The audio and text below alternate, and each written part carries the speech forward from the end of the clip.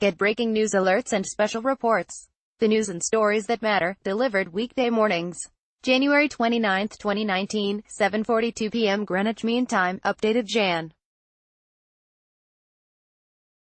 30, 2019, 12:21 p.m. GMT. The Senate Intelligence Committee's annual Worldwide Threats hearing, featuring public testimony Tuesday from the heads of the CIA, the FBI and other intelligence agencies, seemed at times to be taking place on a different planet than the one President Donald Trump inhabits. Point by point, the country's top intelligence leaders demolished some of the key national security claims Trump has made since he took office. The president said ISIS has been defeated.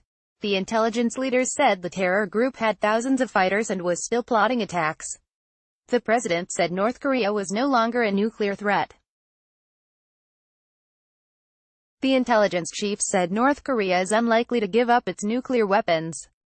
The president cast doubt on whether Russia interfered in the 2016 election. The intelligence experts said the Russians had been so successful they were plotting even more sophisticated efforts in 2020. Perhaps most strikingly, in hours of discussion of security threats, the intelligence chiefs did not once mention the need for a wall along the southern border, which Trump has portrayed as the single most pressing need facing the country. The written threats assessment made clear that most of the illicit drugs entering the U.S. from the south come through legal ports of entry.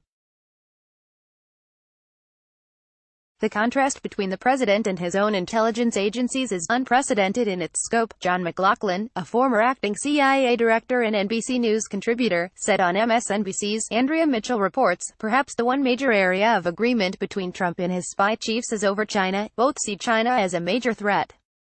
But whereas Trump concentrates on trade policies, the intel chiefs said they are concerned about China's growing military prowess and its ongoing theft of Western trade secrets, an issue highlighted by the criminal charges announced Monday against one of China's largest telecom companies. China is also engaged in seeking to influence U.S. politics, the threats assessment said. Political interference, using social media and cyberattacks, was scarcely mentioned in threat assessments before last year, but was listed second behind cyberattacks in Tuesday's array of the challenges facing U.S. national security policymakers. Russia's social media efforts will continue to focus on aggravating social and racial tensions, undermining trust in authorities and criticizing perceived anti-Russia politicians, the written threats assessment says. Moscow may employ additional influence toolkits, such as spreading disinformation, conducting hack and leak operations, or manipulating data, in a more targeted fashion to influence U.S. policy, actions, and elections. The written assessment added that intelligence analysts expect American adversaries to refine their capabilities and add new tactics as they learn from each other's experiences, suggesting the threat landscape could look very different in 2020 and future elections. We assess that foreign actors will view the 2020 U.S.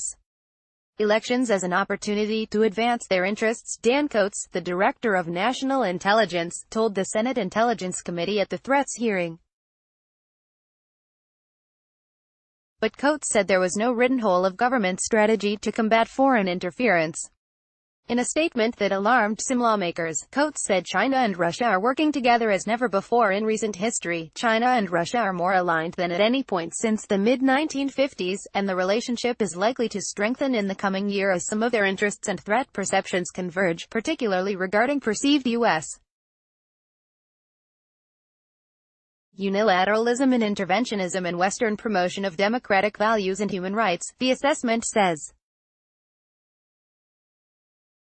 Despite Trump's summit talks with North Korean dictator Kim Jong-un, intelligence suggests North Korea is unlikely to give up its nuclear weapons. Coats said, "We currently assess that North Korea will seek to retain its WMD capabilities and is unlikely to completely give up its nuclear weapons and production capabilities because its leaders ultimately view nuclear weapons as critical to regime survival," Coats said.